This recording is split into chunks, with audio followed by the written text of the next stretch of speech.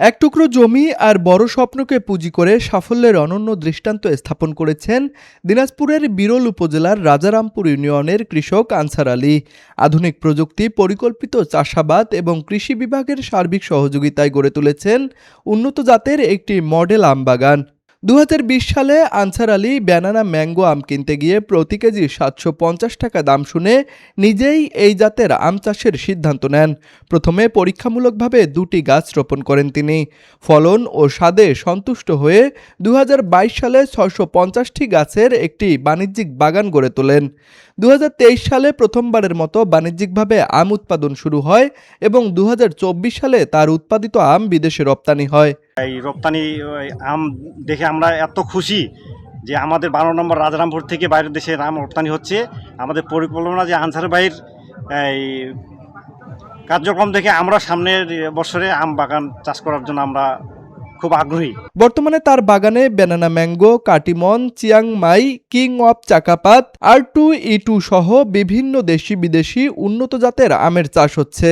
নিরাপদ ও রপ্তানিযোগ্য আম উৎপাদনের জন্য তিনি গ্যাপ পদ্ধতি অনুসরণ করছেন। রাসায়নিক কীটনাশকের ব্যবহার কমিয়ে মানসম্মত আম উৎপাদনে বিশেষ গুরুত্ব দিচ্ছেন তিনি। এখন তার লক্ষ্য বিশ্ববাজারে দিনাজপুরের আমের অবস্থান আরও সুদৃঢ় করা। 2022 সালে এই ব্যানানা ম্যাঙ্গো আম গাছ লাগাইলাম। গাছ আছে আমার এখানে 650 এবং 22 সালে লাগার পর 23 সালে কিন্তু আম হলো। 23 সালে আম হয়ে দেখলাম যে আম বেশ সুন্দর এবং আম খেতেও সুস্বাদু। 24 সালে প্রথম আম দেশের বাইরে গেল। তো সেই উদ্দেশ্যেই আমার এই আম বাগান করা এবং আমি এই কৃষি অফিসের মাধ্যমে যত রকম প্রশিক্ষণ আছে তারা আমাকে দিয়েছে। কৃষি সম্প্রসারণ অধিদপ্তরের প্রশিক্ষণ, কারিগরি পরামর্শ এবং উপসহকারী কৃষি কর্মকর্তাদের নিয়মিত তদারকি তার সফলতার অন্যতম ভিত্তি।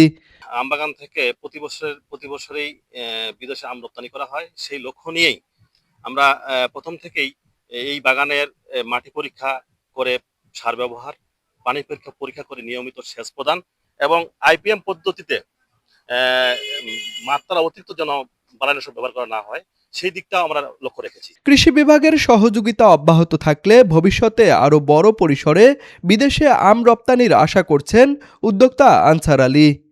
দিনাজপুর প্রতিনিধি মিজানুর রহমান পাপ্পুর পাঠানো তথ্যচিত্রে ডেস্ক রিপোর্ট, RCTV।